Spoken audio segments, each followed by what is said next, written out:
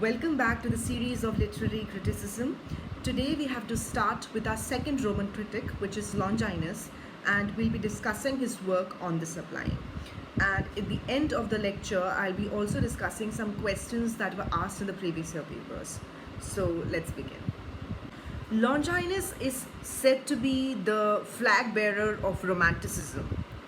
Now, why? Because he was of the view that a work should actually move the reader, provide that pleasure to the reader that they may be able to imagine and actually persuade and move them from the reality. He was of that belief. He believed in that, which was the same belief that was also followed by the romantics of the 19th century. Okay, we will also study that how Longinus stated that the goal of any work should be attainment of sublimity. What is sublimity? We'll study that. When we'll be looking at his work on the sublime. But then he was talking about sublimity. The literal meaning of sublimity is anything that is great. Okay. One thing that you need to remember is that James Scott, he called Longinus as the first romantic critic. Why?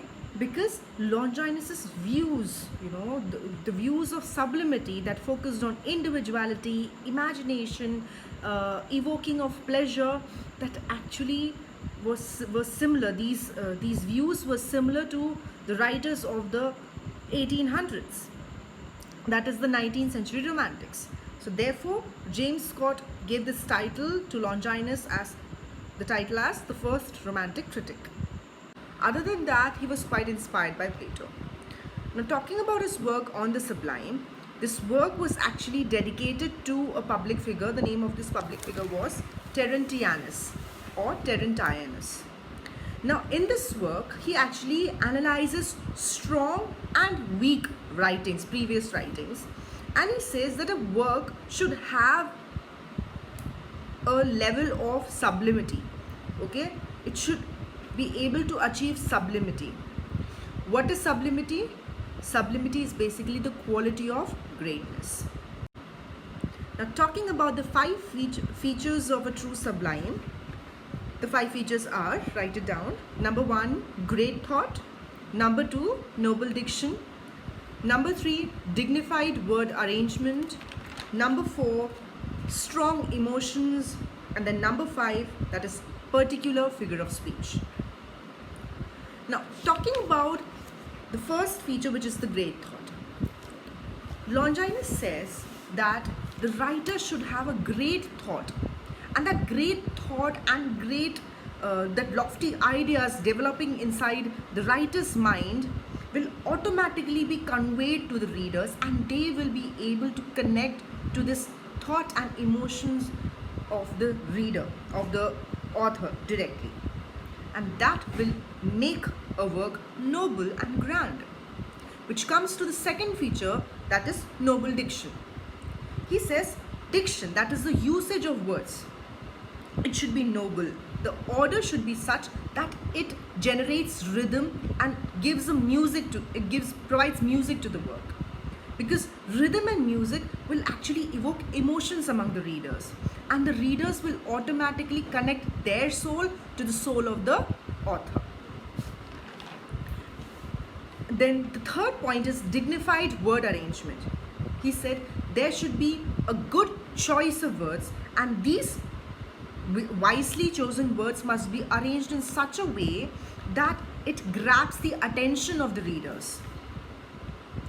It should be so strong and of such good quality that it must have the power to even impact breath, bring back the dead kings and dead men, and it will eventually add beauty to the text. The fourth feature of a true sublime is strong emotion. The author must have a strong emotion with which he or she would write his work. When that emotion is naturally expressed with lofty and elevated language, that actually produces pleasure and persuasion, and sublimity is achieved. The fifth and the final feature of a true sublime is particular use of figure of speech or thought. Longinus believed that the figures of speech must be used only according to the context. It should not be used forcefully or mechanically, because that is never going to produce beauty in the text. After that, Longinus talks about the features of a false sublime. He gives 4 features. The first one is use of pompous and bombastic words. Longinus says when you try to use intentionally bigger words that are simply used out of place, and whenever just to show off your vocabulary, that just dries out the natural beauty of the work. Then the second feature is childishness. He says that the choice of theme should be always mature and you should use your common sense, okay?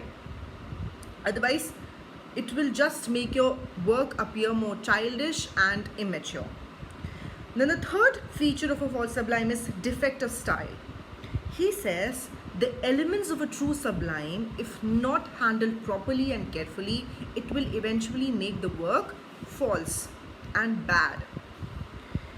You don't have to, try to make your work fashionable intentionally without any sincerity. That will not be appreciated by the readers. And then the fourth point is lack of passion. If the author does not have any emotion or passion, in his work, and he's not able to connect to his own work, okay, he's just writing for just the sake of writing or just for the sake of money, then that is never going to produce sublimity. Now, moving ahead to some questions that were asked from this section. The first question came in September 2013, and it was asked that according to Longinus, sublime has features except. The options were number 1, essence of all great poetry and orators, which is true. Interest in rhetoric goal of persuasion, that's also true. Vocalizes on special use of language, that is also true. And then the point number 4, matter of reader's response. Now this option is false. Matter of reader's response was not a feature of sublime. Then the second question came in January 2017, wherein it was asked, in order to achieve sublime or sublimity, what is ruled out? Option number 1, great thought, that's there. Option number 2, moderate emotion. Option number 3, noble diction. And option number 4, dignified elevated word structure. So great thought is there, noble diction is there, and dignified elevated word structure. He's talking about noble diction, but then he's not talking about moderate emotion. He says emotions must be there, so that is false.